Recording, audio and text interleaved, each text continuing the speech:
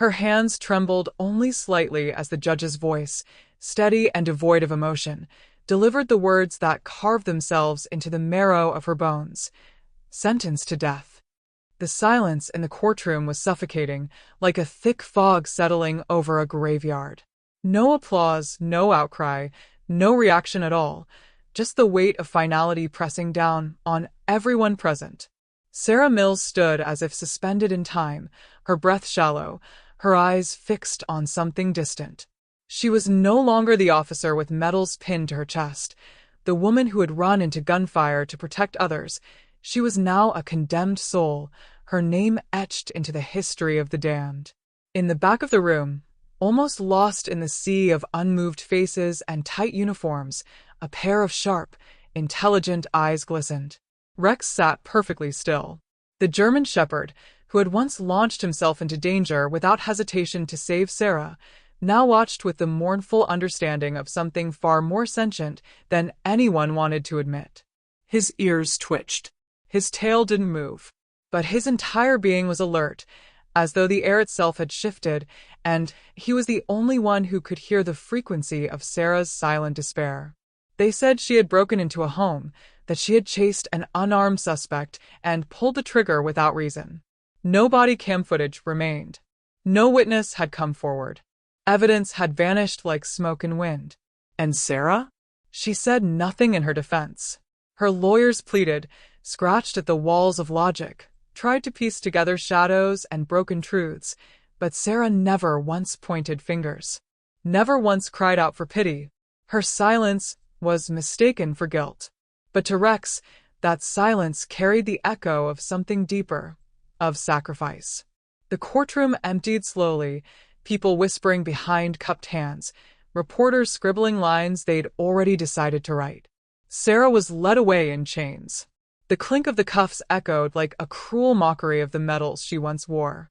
Her boots, issued by the very force that now abandoned her, dragged softly against the floor. She didn't look back.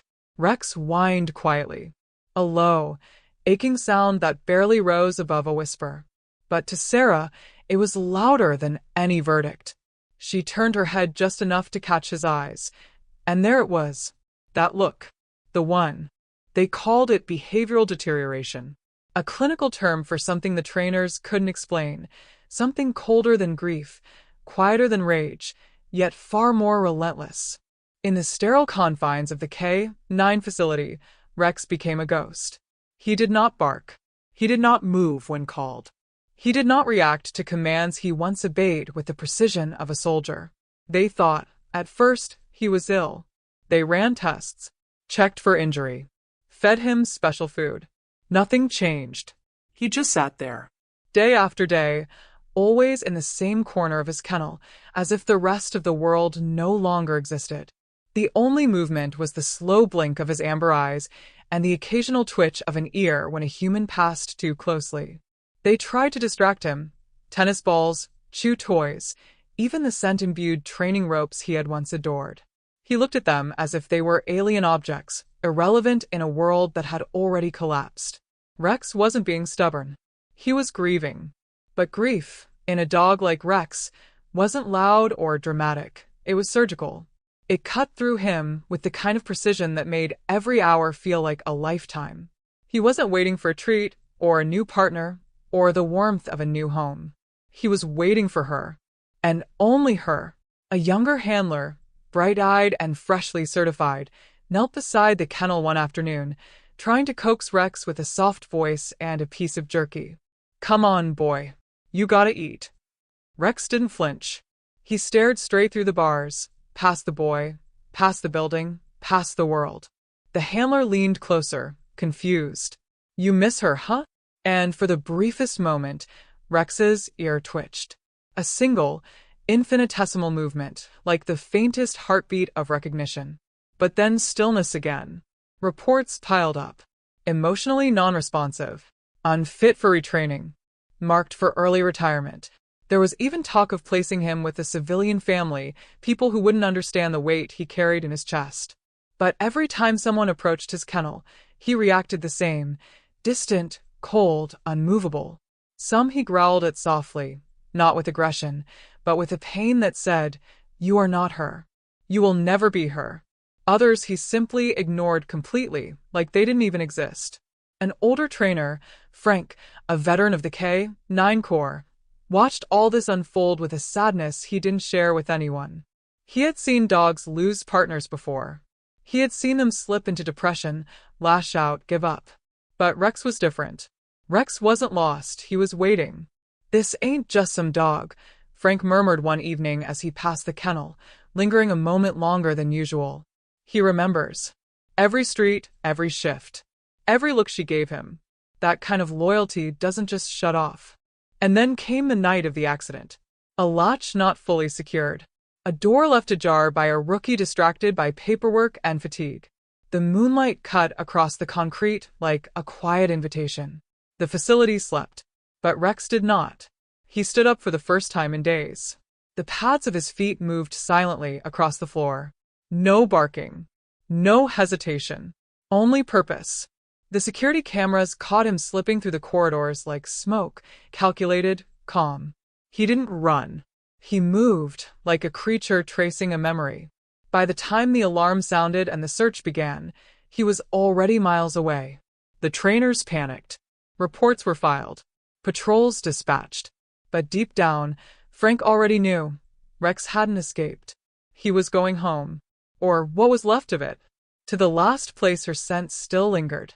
To the last door he saw her vanish behind. They thought he was broken. They were wrong. He was mourning. And now, he was moving toward the only thing left that could fill the void burning inside him. Her presence, her voice, the belief that somewhere, in the cracks of injustice, there was still a thread of truth. Rex wasn't rebelling. He was answering something no one else could hear. A call. A whisper. A promise. And he would not stop. He didn't run like a stray desperate for food. He moved like a shadow fueled by memory. The night air was thick with humidity, but Rex didn't slow. Each breath he took was calculated, steady, focused. Every step measured. What they failed to understand back at the facility was that he hadn't escaped. No. That word didn't fit. He had chosen to leave. The moon illuminated the empty streets, silvering the edges of trash bins and parked cars as Rex weaved through them like he'd done in countless drills. But this wasn't a drill. This was a mission. One he'd etched into his mind during the years beside her, Sarah. His partner. His world. The last time he had seen her, her hands were bound, her face devoid of color, her voice strangled by silence. And something in him had broken, not like a snap, but like a slow, grinding fracture. He didn't need a map. Didn't need signs. The route from the courthouse to the prison where she was taken lived in his bones.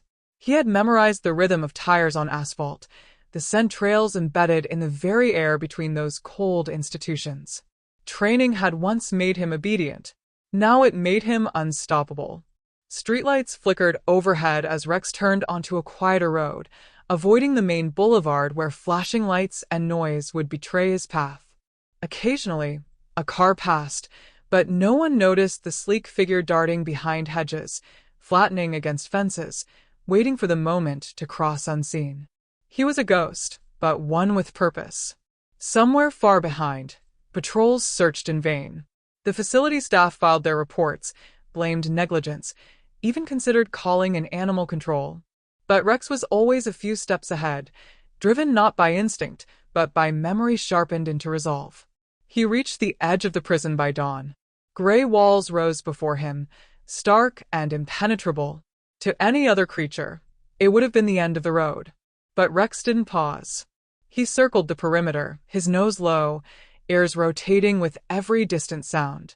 The layout of the building was familiar, not in architecture, but in function. It was like every other high-security compound he had trained in. But this time, he wasn't being commanded. This time, the mission was his. He found the drainage route behind the western fence, just wide enough for a dog his size. Rusted bars blocked the way, but time and weather had weakened them. With silent effort, he pressed his weight against the base, pawed at the soil, scraped, bit. Minutes stretched into hours, but he never stopped. Persistence was his birthright. determination his creed. And then finally space. He slid through with barely a sound, emerged behind a storage structure near the staff vehicles, hidden from cameras by sheer luck or perhaps something more. Destiny, maybe. The scent hit him first, her. Faint but real, like a ghost anchored to the world by the memory of love. Inside, Sarah lay curled on the narrow cot of her cell, her eyes open but unseeing. She had counted the cracks on the ceiling so many times that they now floated behind her eyelids. No hope. No more appeals. Just time, dry and slow, like sand choking the throat. Then came the bark. It didn't make sense at first. It was distant, distorted, but her mind latched onto it like a drowning woman to a rope. Her heart thudded violently. Another bark, closer. Louder. Her breath caught in her chest. Could it be? It couldn't be. And then chaos. Shouts erupted in the corridors. Footsteps pounded the concrete. Radios crackled. There's a dog in the facility. Someone screamed. How? No one knew. But Rex did. He knew the layout. Knew where to turn, where the guards patrolled, when doors opened and closed. Moments later, he skidded into view. Sarah's knees gave out as she reached the bars, eyes wide, heart splitting open. Rex stood there, soaked, panting, eyes locked on hers. Not wild, not afraid. Alive. Fierce. Present. She whispered his name like a prayer. Rex. He pressed against the bars, whimpering low, the sound echoing with every unspoken word she'd buried over the past weeks. You're not alone. I'm here. We finished this together. The guards arrived seconds later, weapons raised, but something stopped them. Maybe it was the way Rex stood between Sarah and them, his body poised in a silent warning. Or maybe it was the look in Sarah's eyes, no longer deadened, but alight with something raw and defiant. Hope. They hesitated. Even the most hardened among them faltered. Because what they were witnessing wasn't an escape. It was a rescue. And behind it all, more than training, more than instinct, was love. Not the kind with flowers or rings or fragile words, but the kind forged in the crucible of loyalty. The kind that defied gates, chains, and death itself. And Rex was its living proof. The prison guards didn't know what to do. Guns were drawn, orders were shouted, and yet no one moved. It was as if time had folded in on itself. A silence swept through the corridor, not born of hesitation, but of something deeper. Something sacred. The kind of moment where the universe holds its breath. Rex stood like a sentinel in front of Sarah's cell, his body taut but unmoving, ears back, eyes fixed on her as though confirming she was real, not just a voice in his memories, not just a ghost from another life. The chain of his collar clinked softly as he shifted closer to the bars, his nose brushing the cold metal. She knelt before him, tears streaking down her hollow face, whispering his name again and again like a mantra. Rex, Rex, oh God, you found me. The guards watched, unsure whether to intervene or let this impossible reunion breathe for just one more second. It was Corporal Evans, the grizzled warden, who broke the spell, but not in the way they expected. He didn't raise his weapon. Instead, he lowered it slowly, his brow furrowed in disbelief. Is that her old K9? Someone stammered. Yes, sir. That's the one they retired. The one that went dark after she got sentenced. Evans took a step forward, then another, watching as Rex gave a low warning growl, not a threat, but a boundary. Do not come between us. No one trained him to do this, Evans muttered, almost to himself. No dog breaches a facility like this. Not without help. Not without reason. Another voice, softer, younger, cut in from behind. One of the newer recruits. Maybe he wasn't just a dog, sir. Maybe he knew something we didn't. That's when Sarah said it, through tears, through the tightness in her throat that had once choked away her screams. He never forgot. He knew I was innocent. Her voice cracked, but she pressed on. They separated us. Took him away before the trial. Said he was a distraction. Said he was unfit to serve. And then, barely above a whisper, He's the only one who saw what really happened that night.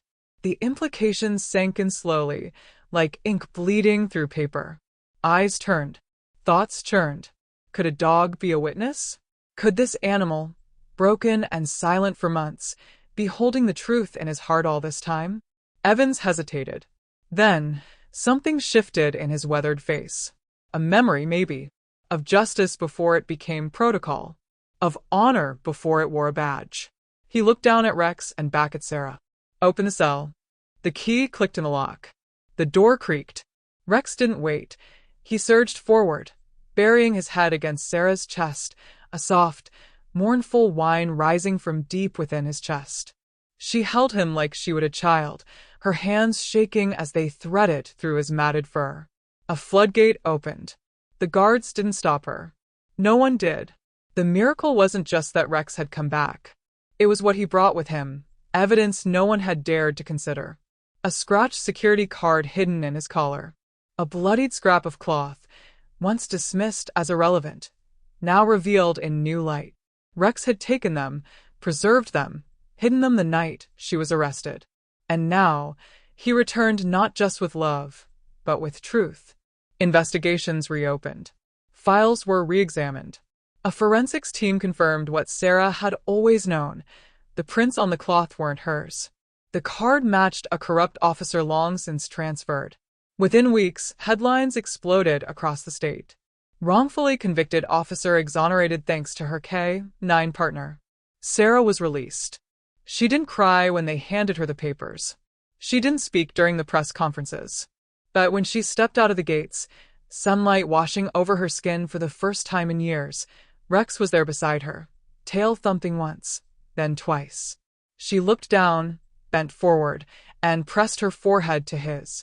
"You didn't save me," she whispered. "You believed in me." And that was the real miracle.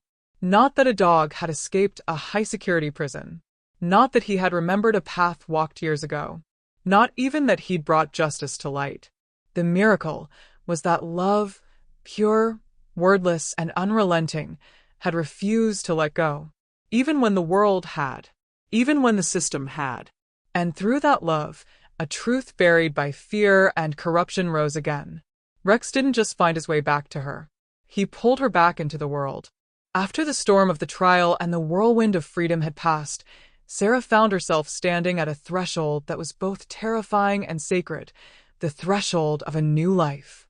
The days behind bars had hollowed her out, carving deep canyons in her spirit, but Rex's unwavering presence began to fill those empty spaces with something she hadn't felt in years. Hope. The small town where they settled was quiet, almost painfully so. It was nothing like the chaotic rush of the city streets where she had once chased down criminals, or the cold, sterile walls of the prison that had been her cage. Here, the air smelled of pine and earth, the kind of scent that seeped into your lungs and whispered of second chances. The townspeople were cautious at first, their eyes flickering between sympathy and suspicion. But Sarah didn't come seeking approval, she came seeking peace. Her hands trembled the first time she opened the doors of the dog training center she had dreamed of during those long, sleepless nights. It was a modest space, nothing fancy, just a worn-down building with cracked windows and a backyard that smelled of grass and fresh rain.